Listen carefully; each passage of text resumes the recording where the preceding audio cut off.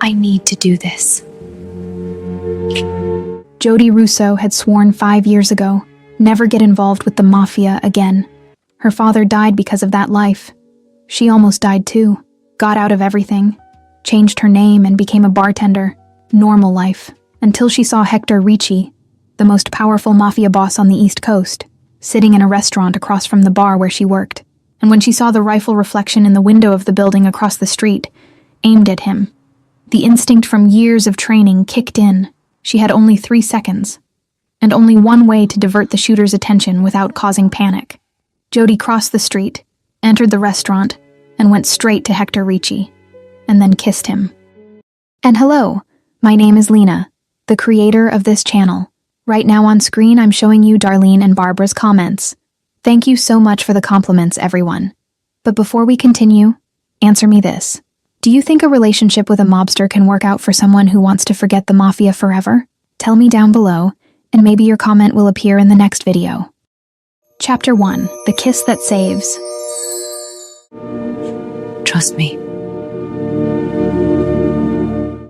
I was wiping down glasses when I saw the reflection, and it was like the 5 years of training I'd buried alongside my father came roaring back to life in a violent, urgent snap. The glass of the window in the building across the street caught the light in the wrong way, and my stomach dropped because I knew that gleam. It was the reflection of a rifle, and the barrel was pointed directly at the Italian restaurant across the street, where Hector Ricci sat at a window table as if he didn't have a single enemy in the world. My heart took off, and I dropped the glass in the sink with a sharp clatter that made Jamie turn her head in my direction. But I was already calculating distances and probabilities the way my father taught me when I was only 15, and still thought the mafia was glamorous. 10 seconds until the shot, maybe less if the shooter already had his finger on the trigger, and the police would never arrive in time even if I screamed right now. Screaming would cause panic, and the shooter would fire anyway, because men like that don't abort missions just because someone screamed. I had one option, only one, and it was absurd and dangerous, and would probably put me in the crosshairs of whoever had hired the assassin. But Hector Ricci was the most powerful mafia boss on the East Coast, and letting him die meant war in the streets, blood spilled, innocence in the crossfire, and maybe, just maybe, a part of me that had never really left that life wanted to prove I still knew how to act under pressure. Jamie,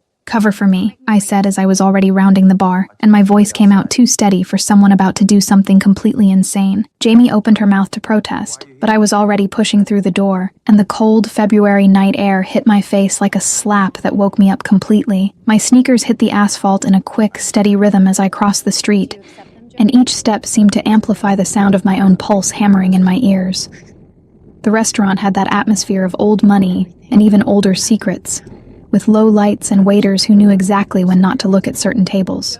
I pushed through the glass door, and the maitre d' started approaching with that professional smile that said, "You don't have a reservation and you don't belong here." But I walked right past him because there was no time for explanations or excuses. Hector was 3 tables away, and he wore a suit that probably cost more than 6 months of my rent. And there were 2 men sitting with him discussing something that made their expressions hard and tense. I caught fragments of the conversation as I approached. "Boss, Lindsay Marconi's pushing into South Territory," one of the associates was saying, and Hector responded with that controlled voice. "Lindsay is a problem I'll deal with later, right now," but he didn't finish the sentence because that's when I reached the table. I approached, and Hector's 2 associates looked up at me with that kind of sharp attention that dangerous men reserve for potential threats, but it was Hector who really saw me. His eyes were dark as unsweetened coffee, and examined me from head to toe in a second that seemed to last an eternity, and then he spoke in a voice that had that low, controlled quality of someone who never needed to shout to be obeyed. "Can I help you?" The question was polite, but there was a sharp edge underneath, and I knew that if I didn't act in the next 2 seconds, the shooter would have his perfect window. So I leaned over the table, bracing one hand on the cold marble and bringing my face dangerously close to his, and whispered fast enough that only he could hear, "Trust me." And then I kissed him, pressing my mouth against his with enough force to be convincing, and positioning myself so that my body completely blocked the shooter's view of him through the window. Hector's body went rigid for a fraction of a second, but then something changed, and he didn't push me away, didn't yell, didn't call the security guards who were certainly somewhere nearby. Instead, he stayed perfectly still and let me do what I needed to do, and I tasted whiskey and danger on his lips while I counted the 3 longest seconds of my life. In the building across the street, Jane Volkoff adjusted her aim, but the woman was completely in front of the target, blocking any clean shot. "Shit," she muttered, fingers tensing on the trigger. "Woman in front. Can't shoot without hitting her." Lindsay said Hector only. She waited 2 more seconds, but the woman didn't move. Abort. And then she disassembled the rifle and disappeared. When I finally pulled away, heart still hammering violently against my ribs, I saw confusion in Hector's dark eyes mixed with something that looked like dangerous curiosity. The 2 associates were gaping, and one of them had his hand inside his jacket, probably touching a gun. But Hector raised his hand in a minimal gesture that made them freeze. "Sorry about that," I said, and my voice came out shakier than I would have liked. So I took a deep breath and pointed at the window with a controlled movement of my head. "But you were about to die. Shooter in the building across the street." Reflection in the glass of the 3rd window. "He's gone now because I blocked his view, and professional shooters don't risk hitting the wrong target." Hector followed my gaze to the window, and for a moment something dangerous and calculated passed across his face, as if he were processing information and making connections faster than most people could. Then he looked back at me, and the intensity of those dark eyes made something strange twist in my stomach. "How did you know?" The question was simple, but loaded with layers I wasn't sure I was ready to unpack, and I swallowed hard before responding. "Training." That was all I said, and I saw the exact moment his mind caught that word and began analyzing it from every possible angle. "You should get out of here now, in case he comes back or has backup waiting." Hector didn't take his eyes off me as he spoke, but his voice cut through the air with absolute authority when he addressed the man sitting to his right. "Logan, we're leaving now." The man called Logan stood immediately, and only then did I realize how big and intimidating he was, with broad shoulders and a thin scar cutting through his left eyebrow. Hector stood too, adjusting his jacket cuffs in a casual movement that completely contradicted the tension of the moment, and then his hand wrapped around my wrist, firmly, but without brutality. "You're coming with me." It wasn't a request, and the way his fingers closed around my skin sent a strange heat up my arm, and I knew I should protest, should refuse, should go back to the bar and pretend none of this had happened. But there was something in his eyes that held me in place, something that said this wasn't a suggestion I could simply ignore.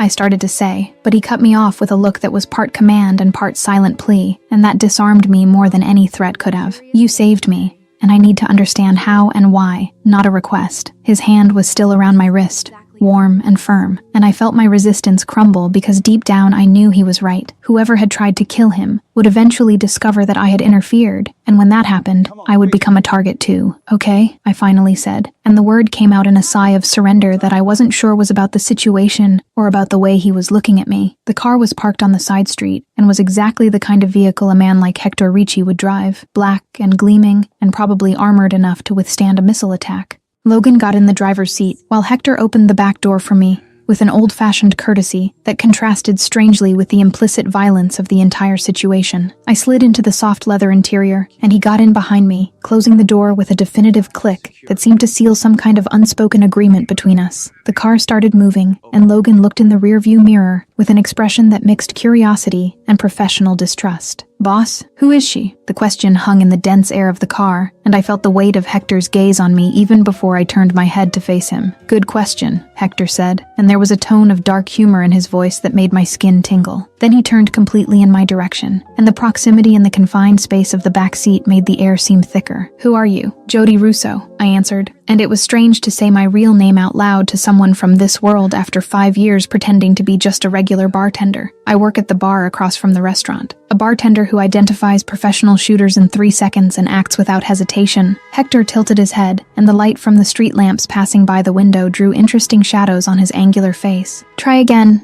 and this time give me the truth." I sighed and let my head fall back against the seat, because there was no point in lying now that I'd already gotten completely involved in this mess. "Okay, the truth. I was involved with the mafia in the past. My father was Anthony Russo." The silence that followed was so absolute that I could hear the sound of my own breathing, and then Logan almost crashed the car into the curb and had to make a sharp correction that threw us to the side. "Anthony Russo?" Logan's voice came out in a high-pitched tone of shock.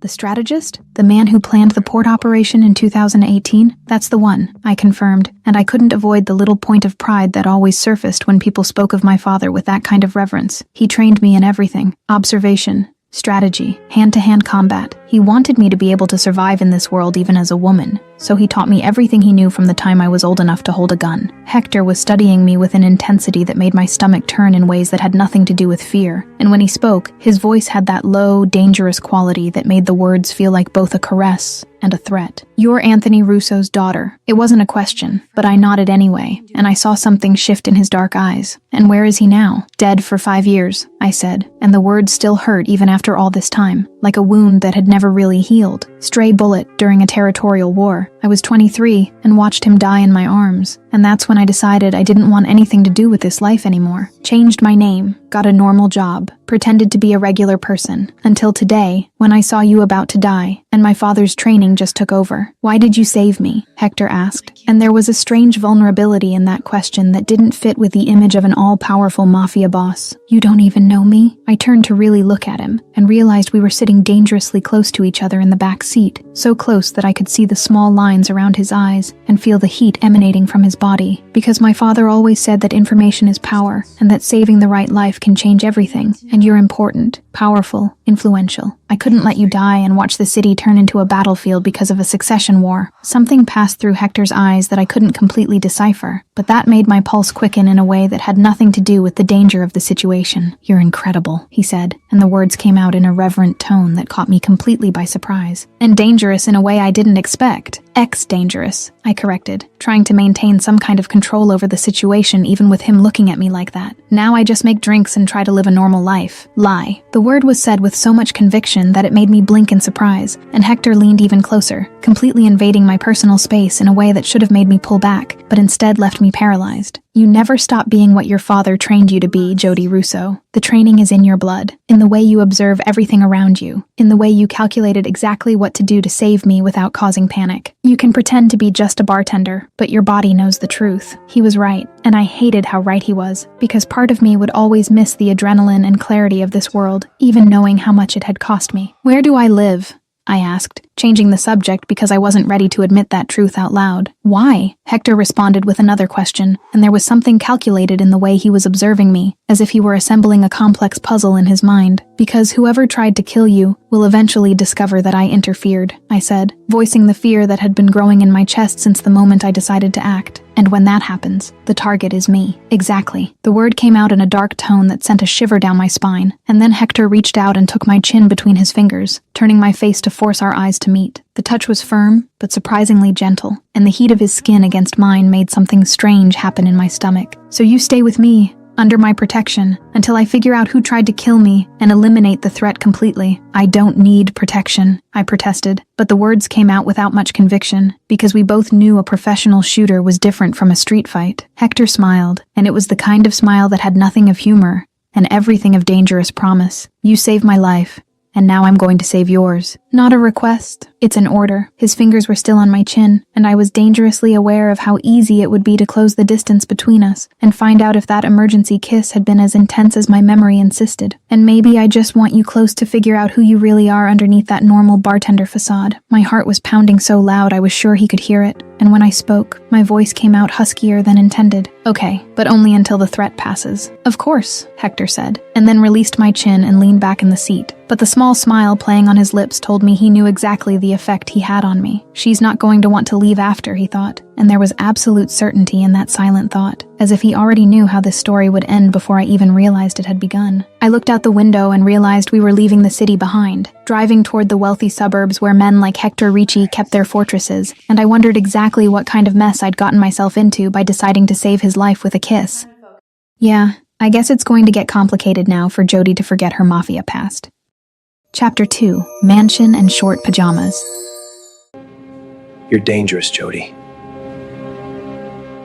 Hector Ricci's mansion was exactly the kind of place I'd expect from a man with his power and influence. All dark stone and huge windows that probably cost more than most entire houses. And when we passed through the wrought iron gates, I felt that familiar tightness in my chest that always came when I remembered that this life had never really let me go. Logan parked the car in a garage that looked like it could fit about 10 vehicles, and all of them were equally expensive and intimidating. And when Hector opened my door and extended his hand to help me out, I hesitated only a second before accepting, because refusing would seem childish, and I wasn't that scared girl from 5 years ago anymore. "Guest room is on the second floor," Hector said, as he guided me through hallways that looked like they came straight out of an architecture magazine, with high ceilings and artwork that probably cost a fortune hanging on the walls like they were common things. "I'll send someone to get your clothes from your apartment, so give me your address and keys." I blinked in surprise because I didn't expect him to be so practical and efficient about this, but then I realized that men like Hector Ricci didn't get to the top by being indecisive or slow. "I can go get my own things," I said, but the way he stopped walking and turned to look at me with that expression that clearly said this wasn't open for negotiation made me swallow the rest of my protest. "You can, but you won't," he responded, and there was a firmness in his voice that left no room for arguments. "Whoever tried to kill me might be watching your apartment waiting for you to come back, and I'm not going to risk your safety because of pride." He moved closer, invading my personal space again in that way that made my pulse quicken, and when he spoke his voice had that low quality that seemed to vibrate in my chest. "Give me the address, Jody. Please." The word please sounded strange coming from him, as if it wasn't something he said frequently, and it disarmed me enough that I gave in and pulled the keys from the purse that was still hanging on my shoulder. "Apartment 4B, I murmured as I handed over the keys, and our fingers touched briefly, sending that strange heat up my arm again. Hector took the keys and called someone on the phone with quick, precise instructions, and then turned his attention completely back to me in a way that made me feel like I was the only person in the world who mattered at that moment. The guest room was absurdly luxurious, with a king-size bed that looked more comfortable than anything I'd ever slept in, and a private bathroom with a bathtub that could easily fit 3 people. Hector showed me where everything was with that casual efficiency of someone who was used to being the perfect host, and then stopped at the door, as if he were waiting for something that I didn't quite know what it was. "If you need anything, my room is at the end of the hall," he said, and there was something in the way he said those words that made my mind imagine things I definitely shouldn't be imagining. "And Jody, thank you for saving me today. I haven't said this properly yet, but you're exceptional." And then he left before I could respond, closing the door softly behind him, and leaving me alone in a strange room with my heart beating much faster than it should. The following hours passed in a kind of strange fog where I bathed in the giant tub and tried to process everything that had happened in the last 4 hours. And when my clothes arrived, brought by a silent man who didn't make eye contact, I put on my usual pajamas and tried to sleep in the absurdly comfortable bed. But sleep didn't come, because my mind couldn't stop replaying that kiss at the restaurant, and the way Hector had looked at me in the car, as if he were trying to decipher all my secrets at once. At 2 a.m, I gave up trying to sleep, and decided that maybe a glass of water would help, so I left the room barefoot, and silent the way my father taught me to walk, when I didn't want to be detected. I was wearing my normal pajamas, that cotton shorts set that barely covered half my thighs, and a thin tank top that showed everything because I never wore a bra to sleep. And it didn't occur to me that it would be a problem, because I thought everyone would be asleep at this hour of the morning. The mansion's kitchen was the size of my entire apartment, all marble and stainless steel appliances that gleamed under the soft lights that turned on automatically when I entered, and I opened the giant refrigerator looking for water, while my loose hair fell over my shoulders, and the cold air made my skin break out in goosebumps, in a way that definitely made my nipples even more evident under the thin tank top. That's when I heard the voice behind me, deep and hoarse, in a way that made something tighten low in my belly. "Can't sleep?" Hector asked, and when I turned around quickly, the water bottle almost slipped from my hand because he was standing in the kitchen entrance wearing only gray sweatpants that hung dangerously low on his hips and nothing else, and his bare chest was a work of art of defined muscles and some scars that told stories I probably didn't want to know. His eyes traveled down my body in a slow, deliberate movement that made my skin heat up, and when they returned to my face there was something dark and intense in them that made my heart race. "Sorry," the words came out in a rushed stream as I tried uselessly to cover myself with one arm, too aware of how that ridiculously short pajama exposed me. "I didn't know you were awake. I just wanted water and didn't expect to see anyone." I stopped talking, because Hector was approaching with those controlled predator steps, and every inch he gained made the air between us thicker and more charged. "It's okay. The house is yours too," he said, but his voice came out hoarser than normal, and I saw the effort it cost him to keep his eyes on my face instead of letting them wander over my semi-exposed body. He stopped just a meter away and ran his hand through his dark hair in a gesture that seemed more nervous than anything I'd ever seen him do, and then his eyes betrayed his intention and dropped down again quickly before returning. "That pajama is small." I bit my lower lip and felt my face heat up because he wasn't wrong, and I felt exposed and vulnerable in a way that had nothing to do with physical danger. "I sleep like this normally. Didn't expect to have an audience at 2 a.m,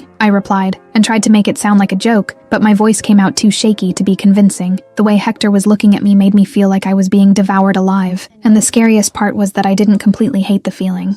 Hector took another step in my direction, and now was close enough for me to feel the heat emanating from his bare body. And when he spoke, his voice had that dangerous quality that made my entire skin tingle. "Well, now you have an audience," he said, and his dark eyes traveled over my body again without any pretense of disguising it. "And I'm trying really hard to be respectful here, Jody, but you're making it incredibly difficult when you show up in my kitchen wearing practically nothing." My breath failed and came out in a broken sigh that made his eyes narrow slightly, and I knew I should back away, should put distance between us before we did something neither of us was ready to do. But my feet seemed glued to the cold kitchen floor, and all I could do was look at him and wonder if it would be so terrible to close that ridiculous distance and find out if his lips tasted the same as I remembered from the kiss at the restaurant. "Hector," his name came out in a hoarse whisper, and I didn't even know what I was trying to say. If it was a protest or an invitation, or just an acknowledgement of the impossible situation we found ourselves in. He extended his hand, and his fingers touched my chin with that surprising gentleness that completely contrasted with the intensity in his gaze, turning my face up to force our eyes to meet. "You saved me today," he said, and his voice came out in a low tone that seemed to vibrate through my entire body. "Kissed me in front of everyone without thinking twice, and now you're in my house wearing pajamas that barely cover you." His fingers slid from my chin to the side of my neck, in a touch so light it could have been my imagination, but the heat was too real to be just fantasy. "Are you testing me, Jody? Because I have limits and you're pushing all of them at the same time." "No, it was an accident," I protested, but the words came out with no conviction, because the way my body was reacting to his proximity suggested that maybe it wasn't so accidental after all. "I didn't know you were awake, and I just came to get water, and..." I stopped talking when his thumb passed over my pulse in a movement so subtle it made my entire skin break out in goosebumps. "Dangerous accidents," Hector murmured, and then finally pulled away, taking a step back that seemed to cost more effort than it should. The loss of his body heat was almost physical, and I had to hold myself back from taking a step forward and closing the distance again. "Go back to your room, Jody, before I forget you're my guest and do something we're both not ready to deal with the consequences of." My heart was beating so hard I was sure he could hear it, and when I spoke, my voice came out in a trembling thread that barely sounded like mine. "Okay, good night, Hector." I started walking toward the door but stopped when he spoke again, and this time there was a touch of dark humor in his voice that made something tighten in my chest. "Good night, Jody. And please, wear something more tomorrow." The word "more" was emphasized in a way that made it very clear exactly what he meant, and I felt my face heat up again as I practically fled the kitchen with my forgotten water bottle in hand. As I climbed the stairs with my heart still racing, I heard a low sound coming from the kitchen, almost like a frustrated groan, and then Hector's voice murmuring to himself in a tone of absolute resignation. "She's going to kill me." Back in my room, I closed the door and leaned against it, trying to control my accelerated breathing and the heat that still coursed through my entire body. I had sworn 5 years ago that I would never get involved with this world again, that I would keep my distance from dangerous men and impossible situations. But here I was in the mansion of the most powerful mafia boss on the East Coast, wearing ridiculously short pajamas and wanting things I definitely shouldn't want. The bed was still empty and inviting, but I knew sleep would be impossible now, not after that electric tension in the kitchen and the way Hector had looked at me, as if he wanted to devour me and protect me at the same time. I lay down anyway, and pulled the covers up to my chin, even though it was warm, and tried not to think about how easy it would be to walk down the hall to his room and find out exactly where that tension could lead us. My phone vibrated on the nightstand, and when I picked it up, I saw a message from Jamie, asking if I was okay and where the hell I had gone, and for a moment I considered telling her everything, but then I realized I wouldn't even know where to start. "I'm fine. I'll explain tomorrow," I typed back, and then turned off the phone because I wasn't ready for the inevitable questions she would ask. The silence of the mansion was different from the silence of my small apartment, deeper and somehow heavier, as if the walls held secrets I probably would never know. I closed my eyes and tried to empty my mind, but all I saw was Hector shirtless in the kitchen with that look that promised dangerous things, and the way his fingers had touched my chin with a gentleness that completely contradicted the intensity in the rest of his body. Eventually, exhaustion won over mental agitation, and I fell into a restless sleep full of fragmented dreams where I kissed Hector again, but this time, it wasn't to save him from a shooter, but because I wanted to feel those lips on mine and find out if reality would be as intense as memory insisted. When I woke up a few hours later with the morning sun coming through the curtains I had forgotten to close, the first thing I thought was that I needed to find more appropriate pajamas if I was going to stay there for any length of time. The second thing I thought was that Hector Ricci was dangerous in a completely different way from shooters and mafia wars, because he was making me want things I was sure would only bring complications. And the third thing, the one that scared me more than all the others, was that part of me didn't care one bit about the complications if it meant feeling that intensity again. I got up and went to the bathroom, carefully avoiding looking in the mirror because I wasn't ready to confront the mess my hair probably was. And when I finally looked at myself, I saw that my eyes were brighter than they should be, and there was a flush on my cheeks that had nothing to do with the room temperature. "You're in trouble, Jody," I murmured to my reflection, and the girl in the mirror agreed with a small, trembling smile that confirmed exactly how much trouble I really was in. Jody's in trouble, but it looks like she's enjoying this excitement a little too, huh?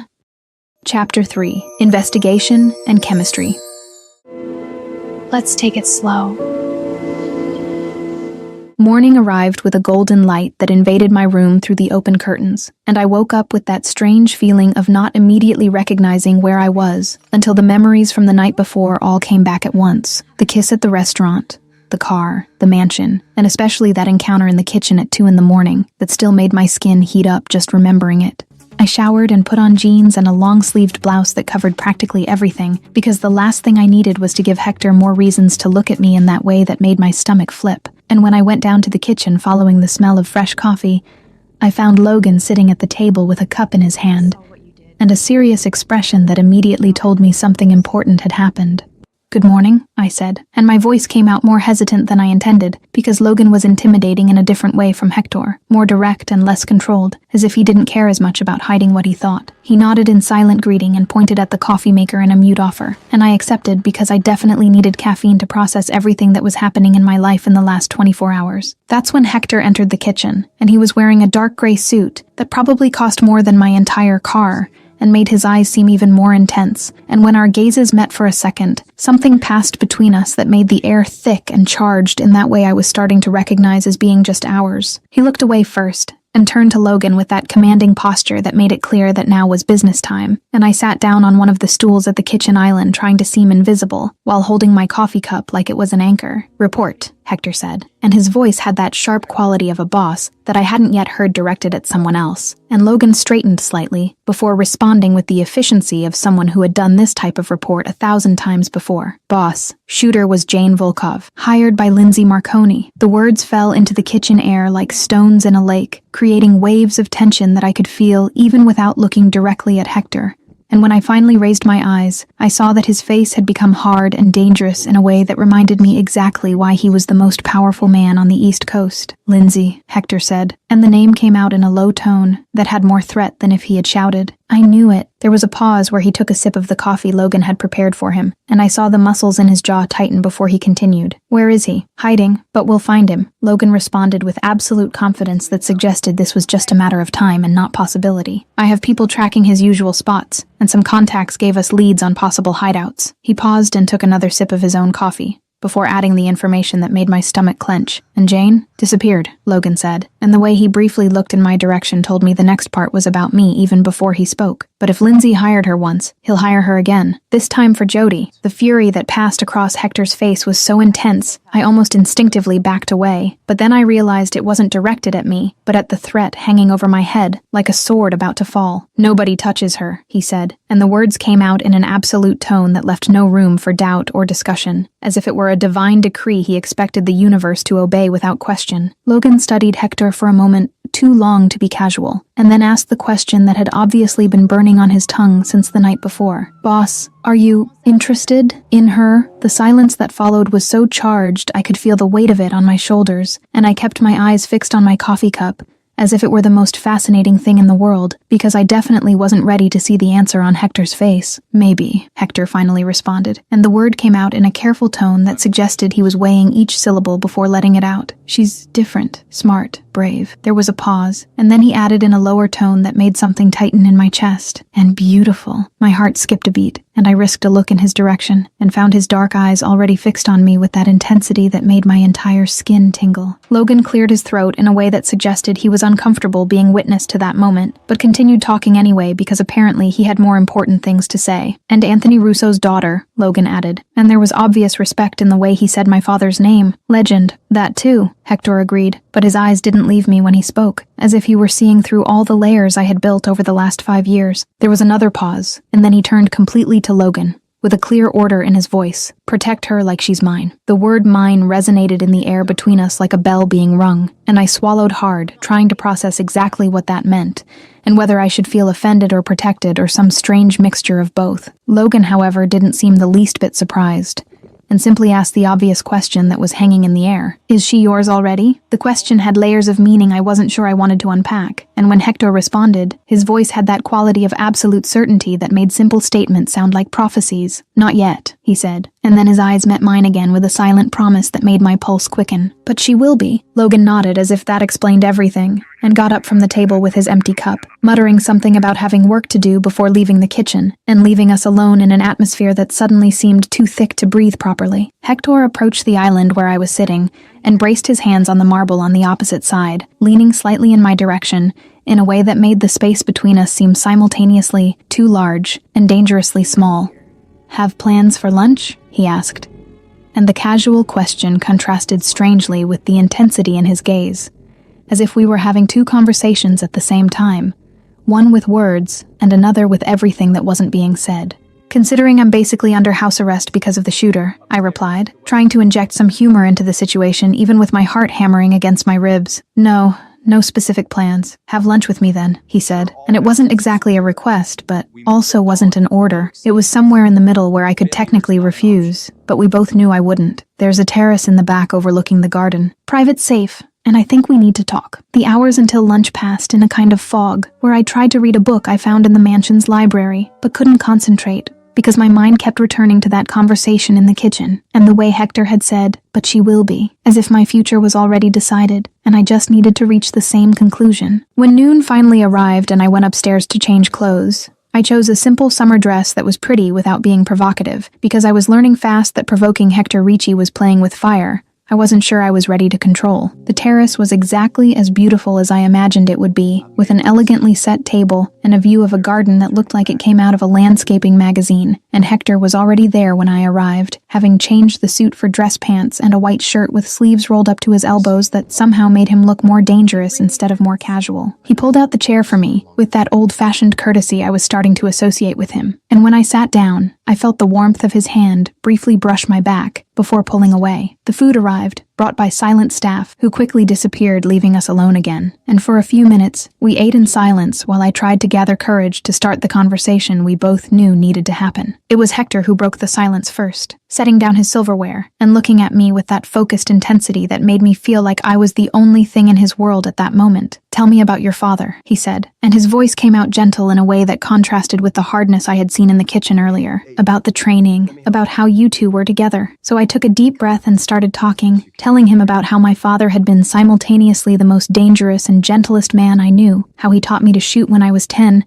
and took me for ice cream afterward, how he insisted on training me in everything he knew, because he said the world was cruel to women in this business, and he wanted me to be able to defend myself. I talked about his last moments, about how he had died in my arms during a stupid territorial war over a piece of territory that wasn't even worth it, and how his last words were for me to get out of this life and find something better. Hector listened to everything without interrupting, and when I finished I saw something like understanding in his dark eyes, as if he understood exactly the weight of carrying the legacy of someone you loved and lost. He sounds like he was a good father, Hector finally said, and there was genuine respect in his voice that made something tighten in my chest, even being who he was, even living the life he lived. Then it was his turn to speak, telling me about how he built his empire from scratch after his father died, leaving debts and enemies, about the difficult choices he had to make and the people he lost along the way. And as he spoke, I realized we had more in common than would be comfortable to admit. The silence that followed after we both finished speaking was different from the previous one, more comfortable, and charged with a mutual understanding that wasn't there before. That's when Hector asked the question I knew would come eventually, but still wasn't completely prepared to answer. Do you want to go back to this life? He asked, and there was something vulnerable in the way he looked at me, as if my answer mattered more than it should to someone I'd known for less than 24 hours. No, I replied with a firmness that came from 5 years of absolute conviction. I left for a reason. I watched my father die because of this life, and I don't want that for myself. The words came out harsher than I intended, and I saw something pass through Hector's eyes that could have been disappointment, or maybe just understanding. What if I promised you'd be safe, with me? The question came soft,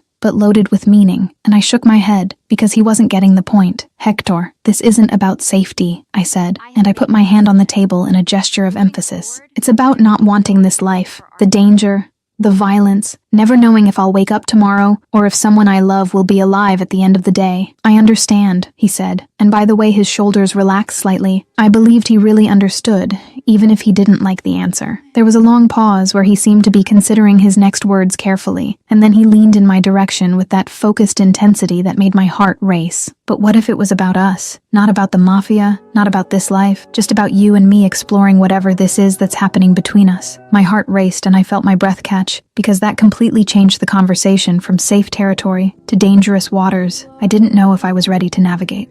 "Us?" The word came out in a trembling whisper, and I saw the small smile that touched his lips before he responded.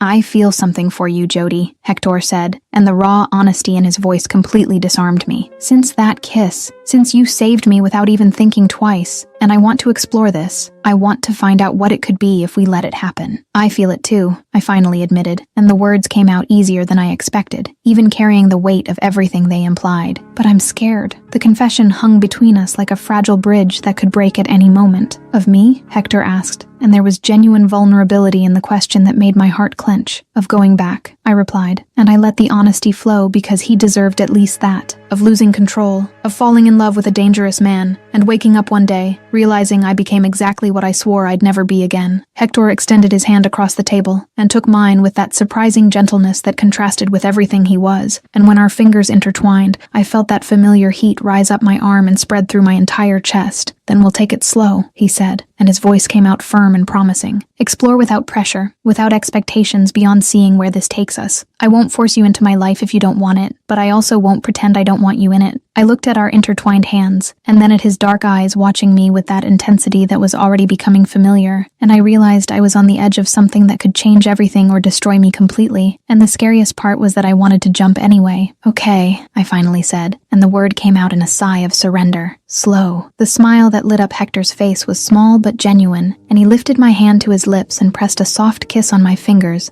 that made my stomach do a complete flip. "Slow," he repeated, as if sealing a promise. And in that moment on the sunny terrace with our hands intertwined and the garden stretching out around us, I allowed in the possibility that maybe, just maybe, this wouldn't end in disaster. Chapter 4. Jane attacks and Jody fights. "I'm always ready."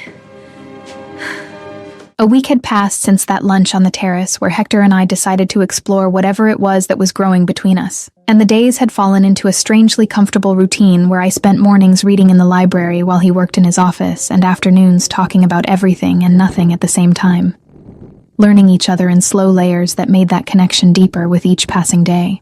But as luxurious and safe as the mansion was, I was starting to miss the outside world, and especially Jamie, who had sent me approximately 50 messages asking if I was alive and when the hell I was going to show up to explain what was happening. That's why when I came down for breakfast that Thursday morning, I had already decided I needed to get out, even if just for a few hours. And when I found Hector in the kitchen drinking coffee and reading something on his tablet, with that focused concentration that made a crease appear between his eyebrows, I took a deep breath and spoke before I could change my mind. "I need to go out today," I said, and my voice came out firmer than expected, considering I knew exactly how he would react to the idea of letting me leave the safety of the mansion. Hector looked up from the tablet and studied me for a long moment, and I saw the conflict pass across his face between the desire to keep me locked up and safe and the understanding that I wasn't a prisoner and would eventually need to get back to having some semblance of a normal life. "Where to?" he finally asked, and the tone was carefully neutral in a way that told me he was making an effort to not simply say no. "Visit Jamie at the bar," I replied, serving myself coffee and sitting on the stool across from him. "She's my best friend and she's worried, and I need to at least show up and show her I'm alive before she calls the police or something worse." I tried to make it sound casual, but we both knew that going out meant risk, that Jane Volkov was still out there somewhere, and that Lindsay Marconi probably still wanted us both dead. "With security," Hector said, and it wasn't a question but a non-negotiable condition, and I nodded because honestly I expected at least that. "Marcus will go with you. He's the best I have, ex-military, trained in high-risk protection." He paused and looked at me with that intensity that made my stomach flip. "And you don't leave his sight for even a second. Understood?" "Understood," I agreed, and tried not to think about how strange it was to need a bodyguard to visit my best friend at a bar where I used to work. Hector made a quick call, and a few minutes later, A huge man with a stern face appeared in the kitchen, and Marcus had that ex-military way that Hector had described, perfectly upright posture, and eyes that seemed to catalog all possible threats within a 50-meter radius. The trip to the bar was too calm, and that made me more nervous than it should because I learned from my father that the calm before the storm is always the most dangerous part. Marcus drove with professional efficiency and parked in a spot with good visibility of all exits, and when we got out of the car, he stayed 2 steps behind me, but close enough to intervene against any threat, and I tried to ignore how strange it was to have a human shadow following me as I walked down the familiar sidewalk toward the bar where I had worked for 3 years. Jamie was wiping down glasses when I entered, exactly like I was doing a week ago when I saw the rifle reflection, and when she looked up and saw me, the expression on her face went through approximately 5 different emotions before settling on relief mixed with exasperation. "Jody, finally, I thought you had..." She stopped mid-sentence when Marcus entered behind me, and her eyes widened slightly before returning to me with an expression that clearly said we needed to talk. "Hi, Jamie," I said, trying to sound normal, despite the giant bodyguard standing near the door like a threatening statue. "Sorry for disappearing like that. I can explain." But I didn't get to finish the explanation, because that's when I heard the sound. A muffled noise coming from outside that my training immediately identified as a silencer, and my blood froze because I knew exactly what that meant. Marcus fell before he could even pull his weapon, and blood spread across the clean bar floor in a pool that grew too fast, and Jamie screamed, but the sound seemed to come from very far away, because all my focus was on the woman who entered through the door with fluid predator movements, dark hair tied in a ponytail, and cold eyes that assessed me with the efficiency of someone who had killed enough people to not feel anything doing it anymore. "Jody Russo," Jane Volkov said, and her voice came out calm and professional, as if we were discussing the weather, and not the fact that she was clearly there to kill me. "Lindsay sends his regards." Her hand moved to the gun attached to her waist, but I was already moving too, because my father hadn't trained me for years, so I would freeze in the moment that mattered. I kicked the nearest table in her direction, and the movement made her dodge for a fraction of a second, enough time for me to close the distance between us and grab her wrist before the gun came completely out of the holster. The fight that followed was brutal and elegant at the same time. 2 trained bodies moving in a violent ballet of strikes and counter-strikes, and I tasted copper in my mouth when her elbow hit my lip,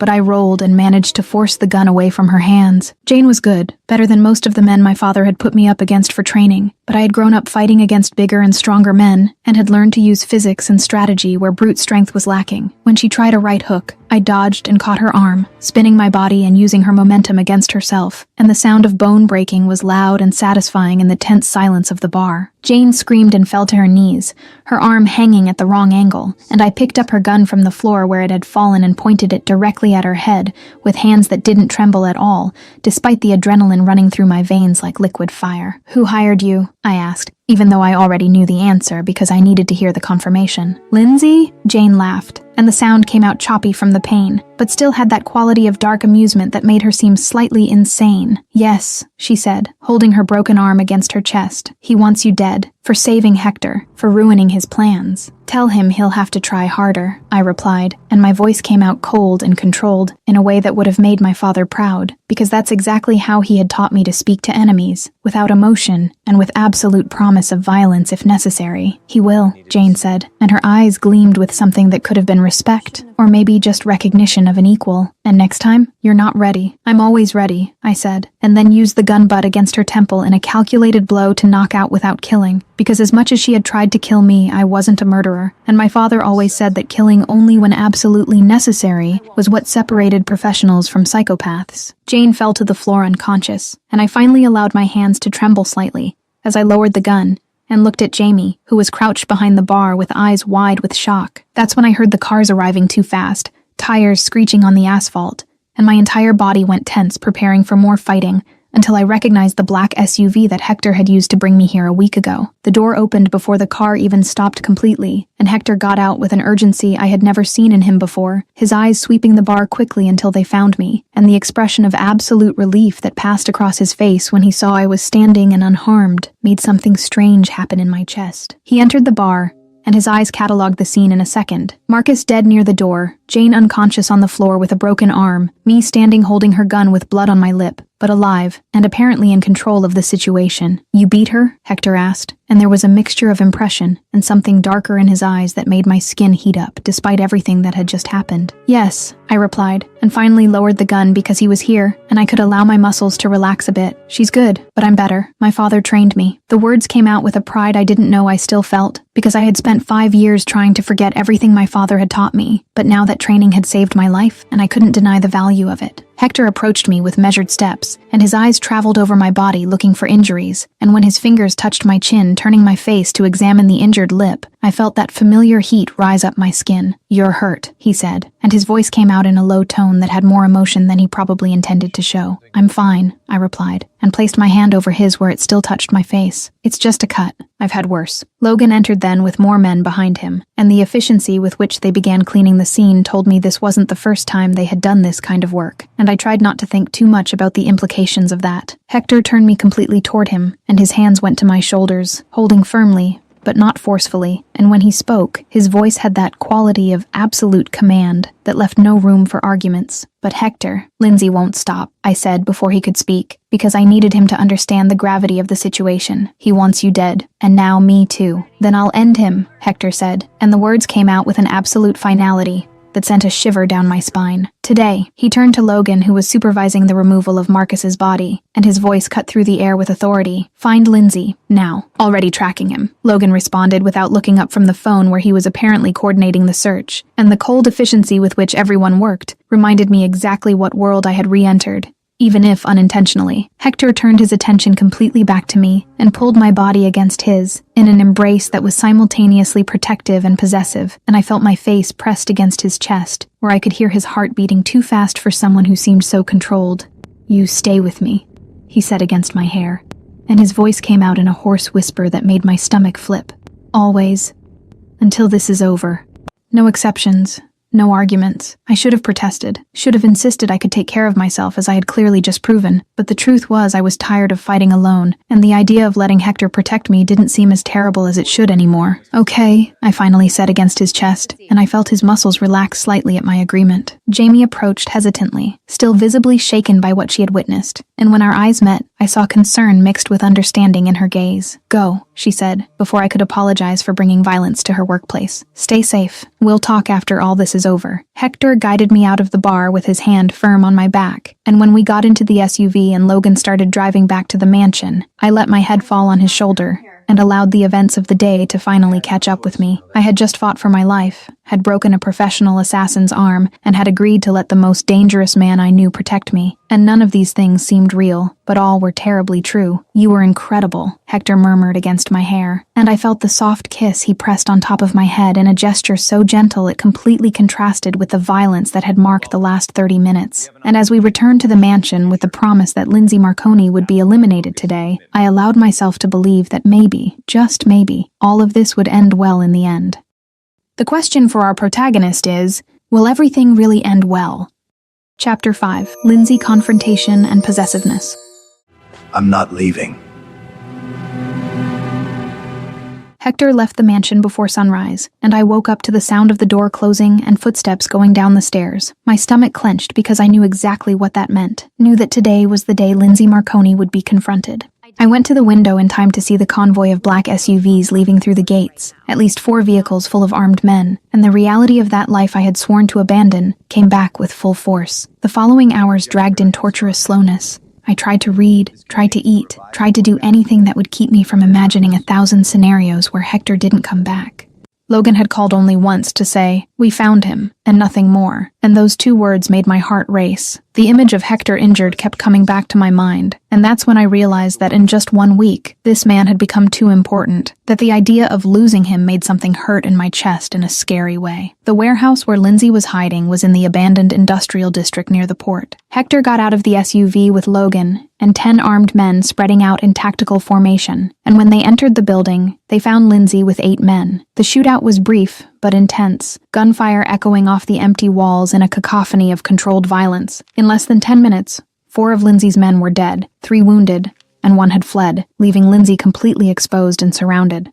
Lindsay Marconi was in his early 50s, graying hair and eyes that had seen enough violence to not be easily impressed. But when Hector approached with his gun in hand and that icy expression, something like genuine fear passed across his face. Hector's men forced Lindsay to his knees on the dirty floor with brutal efficiency, and Hector stood in front of him just watching with dark eyes that revealed nothing. "Why did you try to kill me?" Hector asked, and his voice came out too calm, controlled in a way more terrifying than any scream. Lindsay spat blood on the floor and looked up with a defiance that suggested he still had some pride. "Territory. Power," Lindsay responded in a hoarse voice. "You dominate too much. I wanted your downfall." The words came out without regret, just a statement of facts. Hector nodded as if the answer was exactly what he expected, and then asked the question that really mattered. "And Jody? Why try to kill her?" Lindsay laughed, and the sound came out wet and full of blood, but still had that quality of bitter amusement. "Because she saved you," he said, eyes gleaming with cruel understanding. "And I saw how you look at her. Saw it in the restaurant security footage. She's your weakness. Killing her would destroy you." The fury that passed across Hector's face was absolute and terrifying.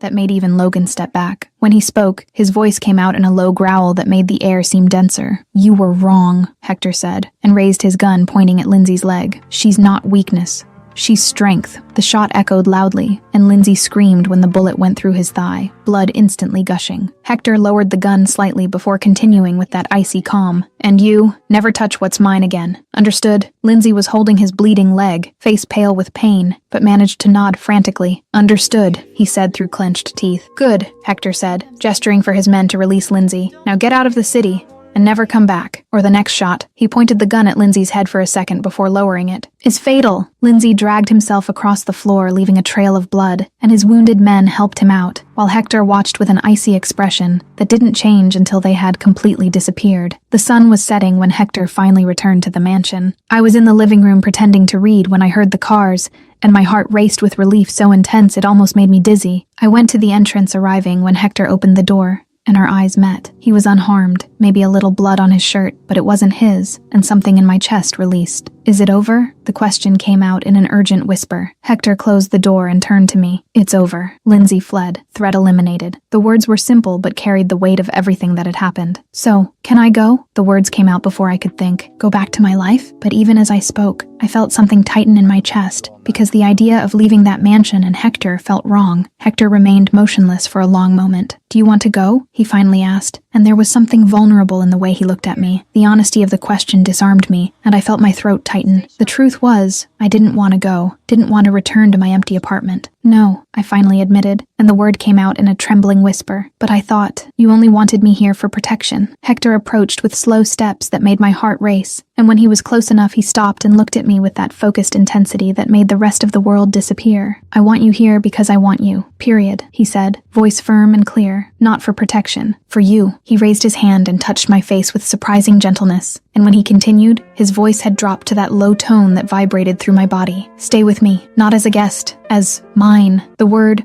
mine resonated in the air, and I felt my breath catch because that was declaration and request and promise all at the same time. The part of me that had spent 5 years building walls wanted to pull back, but the bigger part just wanted to say yes. "I'll stay," I finally said, voice firm despite my hammering heart. "But Hector, I'm not going back to the Mafia. I'm just staying with you. That's all I ask," Hector said, and then finally closed the distance and kissed me. This kiss was completely different from that one at the restaurant because it wasn't strategic or desperate. This kiss was real and intense and explosive. It was him wanting me and me wanting him, and when his lips touched mine, I felt something release in my chest. His hands went to my waist, pulling me closer as he deepened the kiss, and I wrapped my arms around his neck, pressing myself against his solid, warm body. The kiss tasted like promise and danger and possibility, and when we separated to breathe, we were both breathless, my lips swollen and heart beating so fast I was sure he could feel it. "Mine," Hector murmured against my mouth before kissing me again, and this time, it was softer, but no less intense. When we stopped, he rested his forehead against mine, and we stayed like that for a long moment, just breathing the same air. "Mine," I finally responded, testing the word and discovering I liked how it sounded. The smile that lit up Hector's face was small, but genuine, and made something tighten pleasantly in my chest. And there, standing in the mansion entrance with the sun setting outside, I allowed myself to believe that maybe I had found something worth all the risks. Chapter 6. Relationship and Acceptance.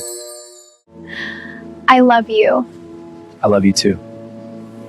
3 months had passed since that kiss at the mansion entrance that changed everything, and I woke up that May morning with the sun coming through the curtains of the room that was now ours, and no longer just the guest room where I had stayed that first week. Hector was still sleeping beside me, his face relaxed in a way it never was when he was awake, and I allowed myself a few moments just observing the way the morning light drew soft shadows on his features, before finally getting up carefully so as not to wake him. Life had fallen into a routine that was strangely perfect, considering how impossible everything seemed in the beginning. I lived with Hector, but maintained my independence in ways that mattered. He never pressured me to get involved in his business, and I never asked for details I didn't really want to know. It was a delicate balance, but it worked, because we both respected the lines the other had drawn, and somehow that brought us closer instead of creating distance. I had gone back to work at the bar 2 weeks after Lindsay fled the city, and Hector had insisted on discreet security that I pretended not to notice, even though I knew exactly which customers were actually his guards in disguise. Jamie had rolled her eyes when she figured it out, but didn't say anything, because she understood that was the price of being with me, and eventually even she got used to the silent presence of men who never ordered more than coffee and water during entire shifts.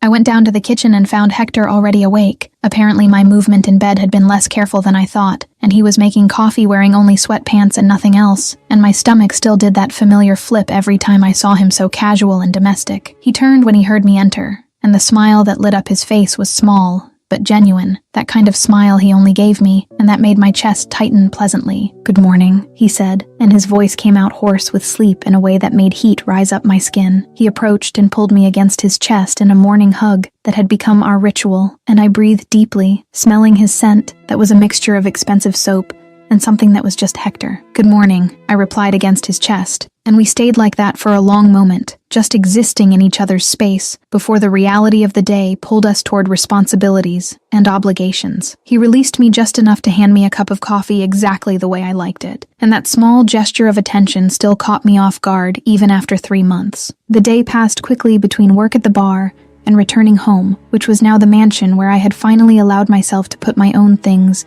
photographs and books, and small objects that made the enormous spaces feel more mine. Jamie had asked to come for dinner because she wanted to see how you're living this mafia princess life, in her exact words, and Hector had agreed with that dry humor he only showed when he was really comfortable. Jamie arrived at 7 at night, driving her old car that contrasted absurdly with the luxury vehicles in the garage, and when I took her on a tour of the mansion, she kept alternating between impressed and slightly horrified by all the opulence. We ended up on the back porch with wine and that easy conversation that only best friends can have, and that's when she looked at me with that expression that said she was about to ask questions I might not want to answer. "Girl, you're glowing," Jamie finally said, and there was genuine admiration in her voice, mixed with something that could have been concern or just curiosity. I took a sip of wine, trying not to smile like an idiot, because she was right. I was happy in a way I didn't remember being in a long time. "I'm happy," I admitted, and the words came out easier than expected, because they were simply true. Hector is incredible. Even saying it out loud seemed insufficient to capture everything he was. All the ways he surprised me daily with kindness and attention, hidden beneath that dangerous mafia boss facade. Jamie studied me for a long moment before asking the obvious question hanging between us. Even though he's a mafia boss, there was no judgment in her voice, just genuine curiosity about how I had reconciled that part of his life with everything I swore to abandon 5 years ago. "He doesn't force me into that life," I replied, and I felt something tighten in my chest with gratitude because that was absolutely true. "He lets me be me, work at the bar, have my independence, keep distance from his business, and he loves me like this, without trying to change me or pull me into something I don't want." "So you love him?" Jamie asked, and the direct question caught me off guard, even though I knew we would eventually get there. I was silent for a moment, processing the question and the answer I already knew, but was afraid to vocalize because saying it out loud made everything more real and scary. "So much," I finally admitted, and the word came out in a whisper loaded with emotion, more than I thought possible. And it was true. I had fallen in love with Hector Ricci in ways I didn't know were possible. Had fallen in love with the way he looked at me as if I were the only person in the world, with the kindness hidden beneath the hardness, with the way he respected my boundaries without making me feel like I was losing something.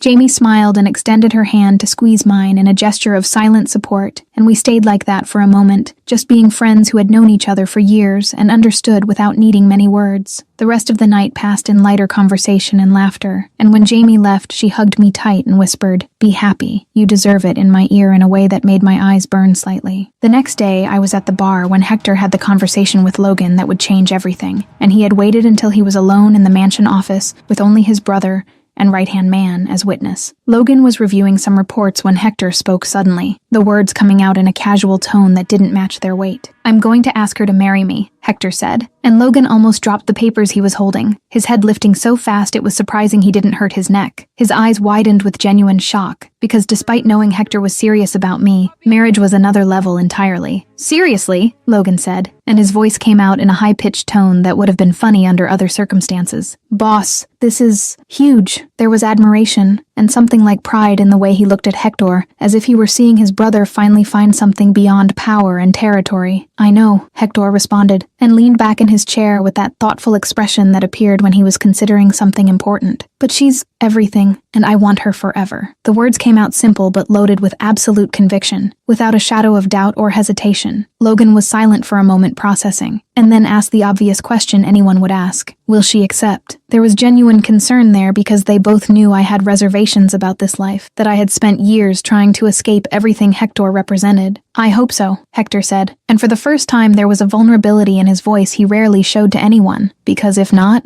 a pause where something like absolute determination passed through his eyes. "I'll ask every day until she accepts." Logan laughed, and the sound came out genuine and full of fraternal affection that made him seem younger and less dangerous. "You're gone for her," he said, and it wasn't an accusation but a statement of obvious fact. "Completely," Hector admitted without hesitation, and there was something like peace in the way he said it, as if having completely surrendered to me was the easiest decision he had ever made. They stayed in silence for a moment, sharing mutual understanding about love and commitment, and then Logan stood up and put his hand on his brother's shoulder in a gesture of silent support. "She'll say yes," Logan said with conviction that came from having observed us over the last months, from having seen the way we looked at each other when we thought no one was paying attention. "And you'll be happy, boss. You deserve this." That night, when I came back from the bar, Hector was waiting in the living room with that expression I was learning to recognize as meaning he had something on his mind, and when he pulled me to sit beside him on the couch and just hugged me without saying anything, I felt something tighten in my chest with gratitude for having found this, for having found him. I didn't know yet about the marriage plans, didn't know that in a few weeks my life would change again in ways I couldn't predict, but in that moment, just existing in his arms, I was perfectly happy. "I love you," he murmured against my hair, and my heart still skipped a beat every time he said those words, even though I'd heard them hundreds of times in the last months. "I love you too," I replied, and snuggled closer, letting his warmth and security envelop me completely. And in that quiet room with just the two of us and the future stretching out full of possibilities, I allowed myself to believe that maybe I had finally found my place, my person, my home. Chapter 7. Yes. Always yes. Proposal 6 months had passed since I decided to stay, since that first real kiss at the mansion entrance that changed everything between us. And life had settled into a routine that was perfectly imperfect, in all the ways that mattered. I woke up in Hector's arms, worked at the bar during the day maintaining that part of me that needed independence, and came back every night to the mansion that had stopped being his, to become ours in ways both subtle and significant. It was a Friday afternoon when Hector showed up at the bar during my shift, something he rarely did because he respected that space as being mine, and the way he was dressed, dark suit but no tie, and with that expression I still couldn't completely decipher, made something flip in my stomach with nervous anticipation. Jamie shot me a meaningful look when he approached the bar, and I rolled my eyes at her before turning completely to Hector with a smile that always came automatically when I saw him. "Hi," I said, wiping my hands on my apron and leaning slightly over the bar. "Wasn't expecting you here. Everything okay?" There was a small worry in my voice, because unexpected visits still made me slightly nervous, even knowing Lindsay was far away, and there were no immediate threats. "Everything's perfect," Hector responded, and the small smile that touched his lips had something mysterious about it that made my curiosity spike. "But I need you to leave early today. There's a place I want to take you." It wasn't exactly a request, but it also wasn't an order. It was in that middle ground we had developed where he expressed desires, and I had the freedom to agree or refuse. "What place?" I asked, already untying my apron, because honestly, any excuse to leave early on a slow day like this was welcome. Jamie waved her hand, dismissing me with that complicit smile that said she knew exactly how gone I was for this man, and I tossed the apron on the bar, grabbing my purse from under the sink. "Surprise," was all Hector said, and extended his hand to me with that old-fashioned courtesy that never failed to make my heart skip a beat. I put my hand in his and let him guide me out of the bar, and when we got to the car, I saw it was just the two of us with no driver or security in sight, something that happened rarely and usually meant he wanted privacy for something important. The drive lasted approximately 40 minutes, leaving the city toward the coast, and Hector drove in comfortable silence while I looked out the window trying to guess our destination. The road got progressively narrower until we arrived at a lookout point I didn't know existed, a small piece of land that jutted out over cliffs with a completely unobstructed view of the ocean that stretched infinite and blue under the sky that was beginning to take on orange tones with the approaching sunset. "Why did we come here?" I asked when we got out of the car, and my voice came out soft, because there was something in the atmosphere of the place that asked for reverent silence, something in the way the wind carried the smell of salt, and the way the waves crashed on the rocks below, creating natural, hypnotizing music. Hector turned to me and held both my hands in his, and the way he looked at me had that focused intensity that always made the rest of the world disappear, leaving only the two of us existing in that specific moment. "Because you said you dreamed of a place like this," he said, and his voice came out soft but loaded with meaning. "View, ocean, peace." I blinked in surprise because honestly I didn't remember saying that. It was the type of casual comment you make during conversations without thinking much about the words. "I said that?" I asked, trying to search my memory and failing to locate when exactly that conversation had happened. 3 months ago, Hector responded, and there was something like tenderness in the way he spoke. Casually, "We were having dinner and you commented on a book you were reading where the characters got married in a place like this. But I remember everything you say, Jody. Every word, every dream, every wish you mention, even if you think it doesn't matter." My heart was hammering now because I was starting to understand where this was going, starting to connect the dots between the place and the conversation, and the way Hector was looking at me as if I were the most precious thing in his world. He took a deep breath, and when he continued speaking, his voice had dropped to that low tone that vibrated through my entire body. "Jody, you saved me," he said, and I saw genuine emotion passing through his dark eyes. Literally that day at the restaurant when you kissed a stranger to divert a shooter's attention, but also emotionally. A pause where he squeezed my hands lightly as if he needed that physical contact to continue. "You made me feel again. Want more than empire and power and territory. Want you. Want future and family and all those things I thought I'd never have." Tears were already starting to blur my vision because I knew what was coming next, but still wasn't completely prepared for the reality of it. And then Hector released one of my hands and knelt there at the lookout with the ocean as witness and the sun setting, painting everything gold and red, and my heart practically stopped beating. "Hector," the word came out in a shocked gasp, and my hands automatically went to cover my mouth as tears started running down my face, and he smiled that small, genuine smile that was only mine before pulling a small velvet box from the inside pocket of his jacket. When he opened the box, it revealed a ring that was perfect in ways I didn't even know were possible, delicate but strong at the same time. A solitaire diamond that caught the sunset light and sparkled as if it had its own light. "Jody Russo, will you marry me?" Hector asked, and his voice came out firm but loaded with emotion he wasn't trying to hide. "Here, in this place, just the two of us, the way you always dreamed, you remembered," I managed to say between sobs, and the words came out choppy because I was crying openly now, all the emotion from the last 6 months coming out at once. "My dream, how I wanted it to be, every word," Hector repeated, and I saw that his eyes were also shining slightly with emotion, even though no tears fell. "So, do you accept? Will you spend the rest of your life with me? Let me love you the way you deserve. Build a future together?" "Yes!" The word came out in a shout of pure joy that echoed over the ocean. "Always yes. 1,000 times yes." I pulled him back to his feet and threw myself into his arms with enough force to almost knock us over, and he laughed against my hair while holding me tight and spinning once completely before putting me back on the ground. With slightly trembling hands, he took the ring from the box and slid it onto my finger, and it fit perfectly as if it had been made specifically for me. And then he pulled me into a kiss that tasted like promise and future, and everything I never knew I wanted until I found him. When we finally separated to breathe, we were both smiling like idiots, and my cheeks hurt from smiling so much, but I couldn't stop. That's when his words finally processed completely in my brain, still dizzy with emotion. Wait, I said, wiping tears from my face with trembling hands. You said, here? You want to get married here? Now? The question came out in a mix of shock and hope, because that seemed too good to be true. If you want, Hector responded, and discreetly pointed behind me where I had been so focused on him that I hadn't noticed an older man with an official appearance standing at a respectful distance along with Logan, who was smiling in that way that made him look years younger. I brought an officiant, and Logan as a witness. But if you want to wait, plan something bigger. No! I cut him off before he could finish the sentence, and the word came out at a volume that made everyone smile. I want now. Just us.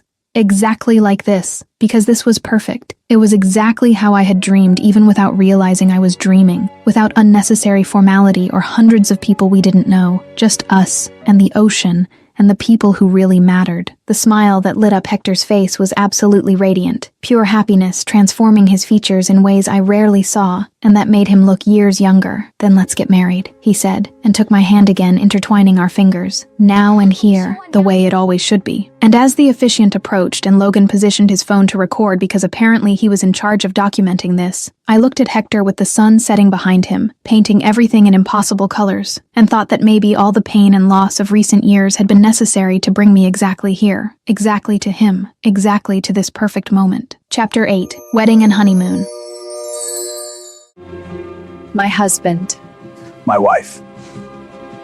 30 minutes after the proposal, I was standing at the lookout with the wind blowing my hair and the sun descending rapidly toward the horizon, and none of it seemed completely real, even with the ring weighing on my finger, and Hector holding my hand as if he were afraid I would disappear if he let go. The officiant was an older man with graying hair and kind eyes that seemed to have witnessed hundreds of weddings, but could still seem genuinely touched by the scene, and Logan was standing beside him with his phone in hand, recording everything with that smile I rarely saw on his usually serious face. That's when I heard the sound of tires on gravel, and turned around surprised because I wasn't expecting anyone else, and my heart jumped when I saw Jamie getting out of her old car with wide eyes, and an expression that mixed shock and absolute joy. I looked at Hector questioningly, and he just shrugged with that small smile that meant he had planned everything down to the smallest detail. "Did you really think I'd let you get married without your best friend here?" he asked, and the thoughtfulness of that simple gesture made my eyes burn again with tears. I thought I'd already exhausted. Jamie practically ran to me and pulled me into a hug so tight it took my breath away, and when we separated, she was crying too and laughing at the same time in that way only she could do. "You're getting married!" Jamie practically shouted, holding my face between her hands and looking at me as if she were memorizing the moment. "Now, here, this is so you I can't even believe it." And she was right. This was exactly me, impulsive and romantic and perfect in ways no wedding planned for months could be. The officiant cleared his throat softly, bringing our attention back, and Jamie and Logan positioned themselves as witnesses, while Hector and I stood facing each other with the ocean roaring behind us, and the sky exploding in shades of orange and pink and purple that looked like they came from a painting. The wind carried the smell of salt and possibility, and when the officiant began speaking about love and commitment, I barely heard the words because I was completely focused on Hector's eyes, looking at me with an intensity that made everything else disappear. "The bride and groom have prepared their own vows," the officiant announced, and Hector squeezed my hands lightly before starting to speak, and his voice came out firm, but loaded with emotion he wasn't trying to hide. "You saved me with a kiss," Hector said, and I saw the exact moment Logan and Jamie processed those words and understood the story behind how we met. That day at the restaurant when a stranger decided my life was worth saving even without knowing me. "Now I promise to love you every day I have left, to protect you from everything I can, even knowing you're perfectly capable of protecting yourself, to respect you in every choice you make even when I disagree.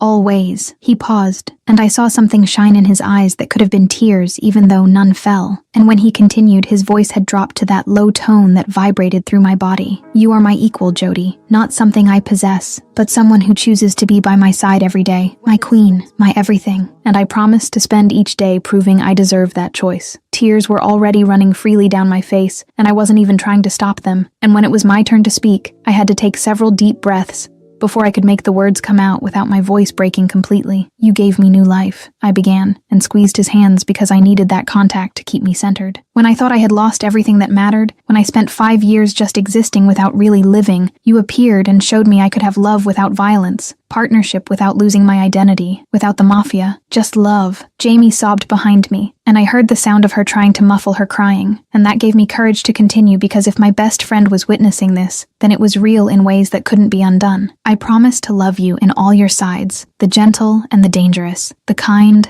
and the ruthless. I promise to challenge you when you need it and support you always. I promise to make you happy because you make me happy in ways I didn't even know were possible, always. The efficient smiled and declared with a voice that carried over the wind, "By the power vested in me, I now pronounce you husband and wife. You may kiss the bride." And Hector didn't wait even a second before pulling me against him and kissing me with an intensity that made my knees weak and the entire world reduced to just that moment, that kiss, that man who was now my husband in legal and emotional and absolute ways. The kiss lasted while the sun touched the horizon, painting everything golden. And when we finally separated, we were both smiling and crying at the same time. And Jamie and Logan applauded while the officiant offered congratulations with that genuine warmth of someone who loved their work. Hector rested his forehead against mine, and we stayed like that for a long moment, just breathing the same air and processing that we had really done this, that we were married now, in ways that changed everything. "My wife," he murmured, testing the words, and the smile that lit up his face was so radiant it made my heart clench. "My husband," I replied, and the words felt strange and perfect at the same time on my tongue. Jamie hugged us then, pulling both of us into a group hug that Logan eventually joined too, and we stayed like that for a moment, just being people who cared, celebrating something beautiful and rare. 2 weeks later, I was in Greece,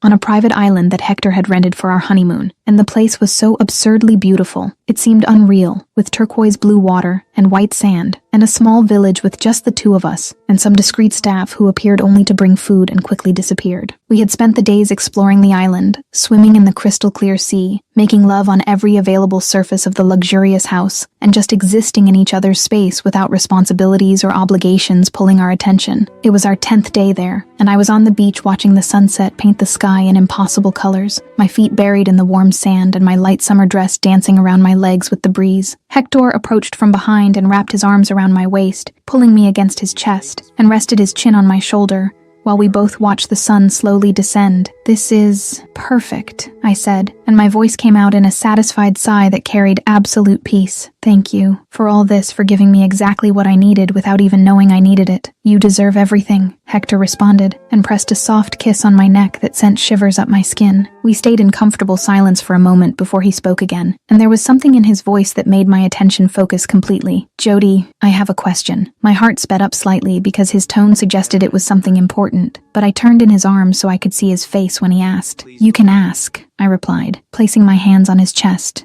and feeling his heart beating firmly under my palms. Hector looked at me with that intensity that never failed to make my stomach flip, and when he spoke, the words came out careful, as if he were treading on delicate ground. "Do you want children someday?" The question hung between us, loaded with meaning and possibility, and I felt my heart speed up even more because this was big. It was life-changing in ways nothing else would be, but the answer came easy, instinctive, right in ways that didn't need analysis or prolonged consideration. "Yes," I replied, and saw relief pass through his eyes. "I do, with you." I paused and let a small smile touch my lips before asking the question back. "And you?" "Very much," Hector said immediately, and the absolute conviction in his voice left no room for doubt, but no pressure. "When you're ready, when it's the right time for you." And that was so characteristic of him, always giving me choice and control even when he clearly wanted something intensely. I looked at this man who was my husband, who knew me in ways no one else did, who loved me without trying to change me, and felt courage rise through my chest, pushing me to vocalize something that had been growing for weeks. "What if I said I'm ready?" I asked, and saw his eyes widen slightly. "Not right now, but soon, very soon." The smile that lit up Hector's face was absolutely radiant, transforming his features in ways that made him look years younger, and he pulled me into a kiss that tasted like promise and future and everything we would build together. "Then we start trying," he murmured against my lips. "Whenever you want." "Soon," I repeated, and felt something tighten pleasantly in my chest, with anticipation of everything that would come. "Very soon. Can't wait," Hector said, and kissed me again while the sun finally touched the horizon, and the sky exploded in final colors before night fell. And there, standing on the beach of the private island with just the two of us, and the future stretching out full of infinite possibilities, I allowed myself to believe we had found something rare and precious that would be worth protecting, with everything we had. Chapter 9. 1 year later, and new life. We're having a baby. I know. I love you.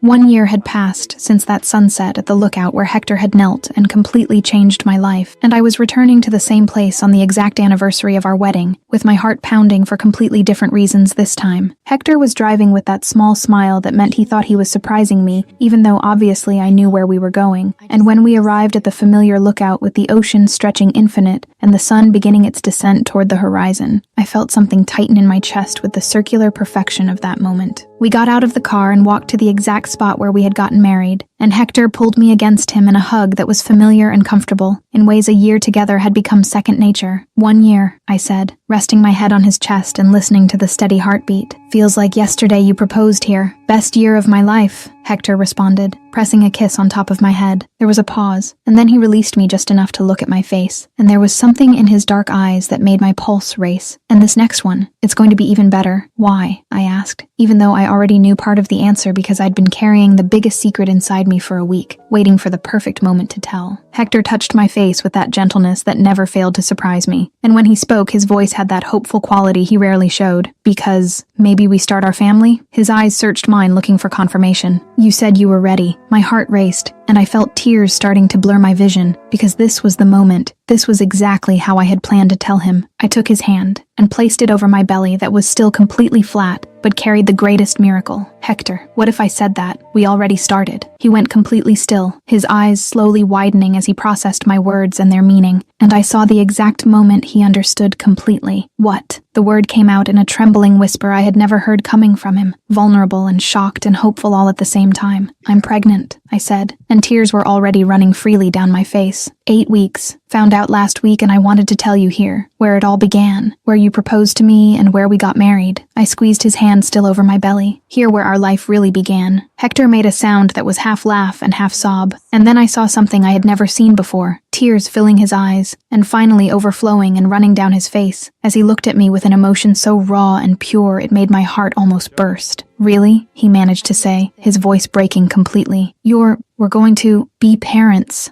I confirmed, smiling through tears. Yes, you're going to be a father, Hector. And that finally broke what remained of his control, and he fell to his knees in front of me, with his hands trembling slightly when he touched my belly, with a reverence that made more tears fall from my eyes. Hi, little one, Hector said, speaking directly to my belly, and his voice came out hoarse with emotion. I'm your father, and I already love you, as much as I love your mother. He pressed a soft kiss over the fabric of my dress where his hands rested, and then raised his eyes to meet mine, completely shining with tears and joy. Thank you for saving me, for loving me, for giving me everything. I knelt with him there on the lookout floor, not caring about dirt or anything beyond being at the same level as him, and hugged him with all the strength I had. Thank you for seeing me, I whispered against his neck, for loving me exactly as I am, for making my dreams come true in ways I didn't even know were possible. Always, Hector promised, and we stayed like that for a long moment, just hugging each other and crying with happiness, while the sun descended, painting the sky in impossible colors. When we finally separated enough to look at each other, we were both laughing through tears in that way that only happens when joy is absolute and overflowing. Boy or girl? Hector asked, wiping tears from my face with his thumbs before wiping his own. Too early to know, I replied, placing my hand over his that still rested on my belly. But I feel like it's a girl. Then she'll be a little warrior, Hector said, and the smile that lit up his face was so full of love and pride.